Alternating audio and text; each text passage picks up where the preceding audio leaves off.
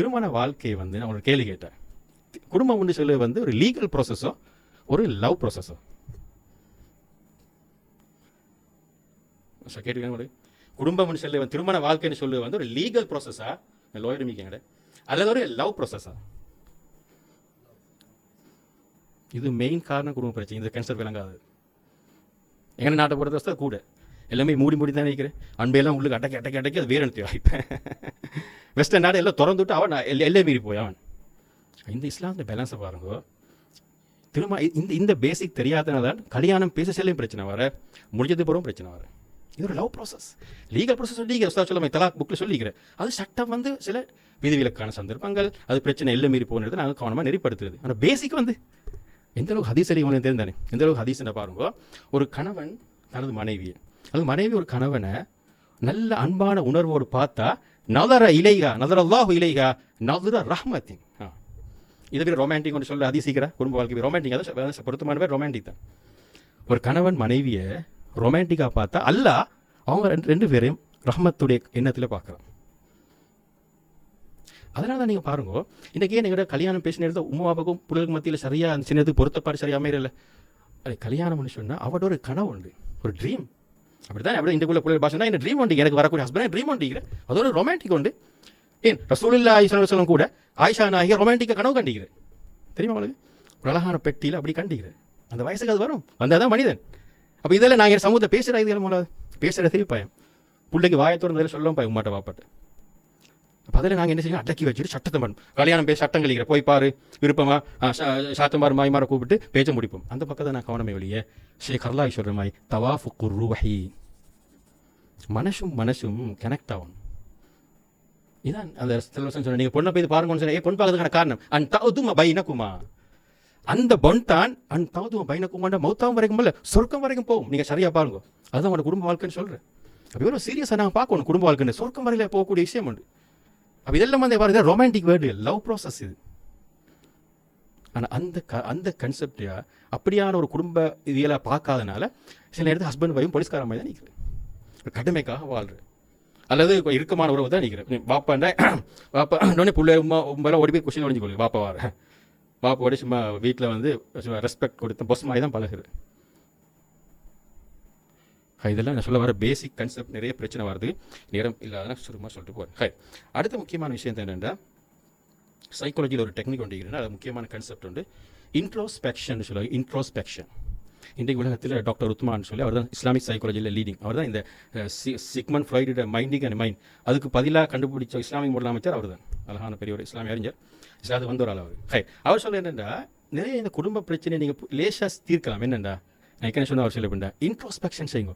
நீங்கள் அடிக்கடி உங்களே எந்த அளவுக்கு அனாலிசிஸ் பண்ணுறோம், நான் எந்த இடத்துல இருக்கிறேன், நான் எந்த அளவு இந்த பிரச்சனை காரணம், எனக்கே இந்த உணர்வு வார், எனக்கே இந்த கோபம் வார், எனக்கே இந்த வெறுப்பு வார், அதை நீங்கள் சரியாக கண்டுபிடிங்கோ. அவர் சொல்ல அல்லாஹ் உங்களுக்கு குடும்ப வாழ்க்கையில் வச்சிருக்கிற நியமத்தும் சோதனை என்ன தெரியுமா, அதுதான் சோதனை. அதில் நீங்கள் வெற்றி பெறுங்க. உங்களை சரியாக நீங்கள் அனாலிசிஸ் பண்ணி போனீங்கன்னா உங்களுக்கும் வைஃபுக்கும் இடையில ஹஸ்பண்டுக்கு நல்ல உறவு கொண்டு வரும். உங்களையே நீங்கள் யோசிக்காமல் எப்பயும் வைஃபை தான் குறை சொல்கிறேன், வைஃப் ஒரே ஹஸ்பண்டை தான் குறை சொல்கிறேன், இன்ட்ரோஸ்பெக்ஷன் இல்லாமல் நீங்கள் பார்த்தீங்கன்னா உங்களோட குடும்ப வாழ்க்கையில் பிரச்சனை கூடிக்கிட்டு தான் போகும். ஒன்றும் செய்யலை.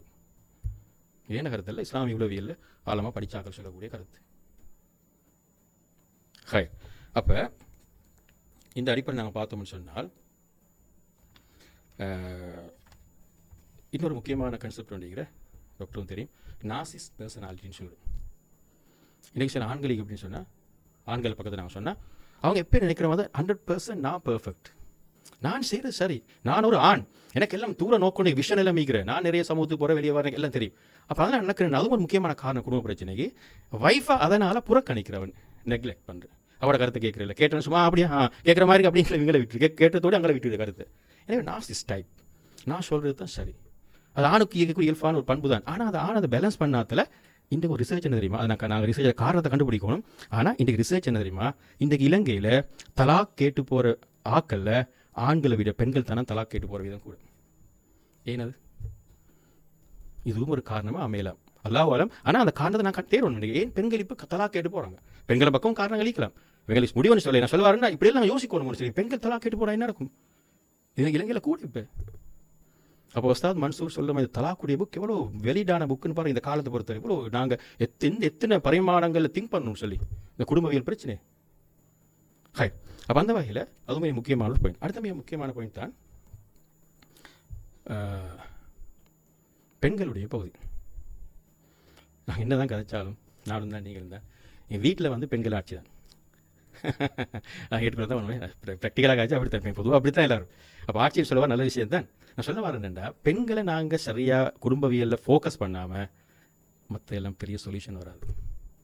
இந்த குர்ஆனே அல்லாஹ் சொல்லிக்கிற ஹர்சுன் லக்கும், பெண்கள் என்பது விளை நிலம், அங்கிருந்து எல்லாம் உருவாகும். விளை நிலம் அதை சரியாக நீங்கள் பலப்படுத்தும், சரியாக கைட் பண்ணால் மட்டும்தான் நல்ல ஒரு ஜென்ரேஷன் உருவாகும். அப்போ அந்த பணிக்கு நாங்கள் பெண்களுக்கு எவ்வளோ நாங்கள் அவங்க டார்கெட் பண்ணி எவ்வளோ நாங்கள் ப்ரோக்ராம் செய்கிறேன், அவங்கள எப்படி நாங்கள் கைட் பண்ணுறேன் இல்லை. இப்போ உங்களுக்கு தெரிஞ்ச சிக்மண்ட் ஃப்ரைட் கூட சொன்னாலும் பொதுவான உண்மை தான், அவங்க அளவுக்கு கூட சொன்னாலும் ஆனால் உண்மை உண்டு. என்ன சிறுபுராய தாக்கம் நாங்கள்லாம் ஏற்றுக்கொள்ள தானே, சைல்டுஹுட் பிட்டா எக்ஸ்பீரியன்ஸ் லைஃப் லாங் தாக்கம் பண்ண உண்டு. அது யாரும் காரணம்? நான் தாய்மாரை குறையாக சொல்லலை, தாய்மாரோட பாதிப்பாக நடக்கிறது. பிள்ளை வளர்க்குற உண்மை தான். நாங்கள் என்ன காய்ச்சி நாங்கள் வெளியே தான் நினைக்கிறேன். அப்போ அந்த பிள்ளையோட சைல்டுஹுட் கூட யார் நிற்கிறேன்டா? உண்மாட்ட தானே. அப்போ உம்மா மனசால் பாதிக்கப்பட்ட ஒரு பெண்ணாக இருந்தால், சைக்காலஜிக்கலி எஃபெக்டர், ஹஸ்பண்டோடைய பிரச்சனை, ஹாப்பினஸ் இல்லைன்னு சொன்னால் அதெல்லாம் கொட்டுற இடம் ஹஸ்பண்டை கொட்டையிலவே அவரை கூட அடிதான் படவும்.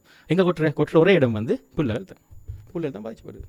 அந்த பிள்ளையோட சைல்டுஹுட் பாதிக்கப்பட்டா அவர் லைஃப் லாங் அவரும் அவரோட குடும்பம் அவரோட எல்லாம் அப்படியே ஜென்ரேஷனாக போகும் அது. அப்போ பெண்களுக்கு குடும்பவியல் என்ற பகுதியில் பெரிய ஒரு இடமும் நான் கொடுக்கணும். அதில் பாசிட்டிவான பக்கம் தான் உங்களுக்கு சொல்லி, பெண்கள் மாறினால் பெண்கள் சொன்னால் பவர்ஃபுல்லான ஆக்கள். பெண்கள் நினச்சா ஹஸ்பண்டை மாற்றிலும் பிள்ளைகளே மாற்று அவ்வளோ பவர்ஃபுல்லாக கொடுத்து வச்சுக்கிறேன். அப்போ பெண்கள் நினச்சா பெரிய ஒரு புரட்சியான விஷயம் சொல்லுவாங்க. மதர் இஸ் இன்ஸ்டிடியூட்னு சொல்லுவாங்க. தாய் என்பது ஒரு நிறுவனம்னு சொல்லி உருவாக்க வந்த நிறுவனம். அப்போ அந்த தாயை நாங்கள் கைட் பண்ணுற ப்ரோக்ராம் இந்த குடும்பவியலில் பெரிய ஒரு இடத்தை பிடிச்சோம். அப்போ தான் இந்த குடும்பவியல் என்ற பிரச்சனை எங்களுக்கு வரக்கூடிய பிரச்சனைகளை எங்களுக்கு குறைச்சி கொண்டு போகலாம். கடைசி நான் சயின்டிஃபிக்கல் வரும்னு சொல்லி முடிக்கிறேன். இந்நூலை உங்கள் இடங்களுக்கே பெற்றுக்கொள்ள வாட்ஸ்அப் செய்யுங்கள். 0777891344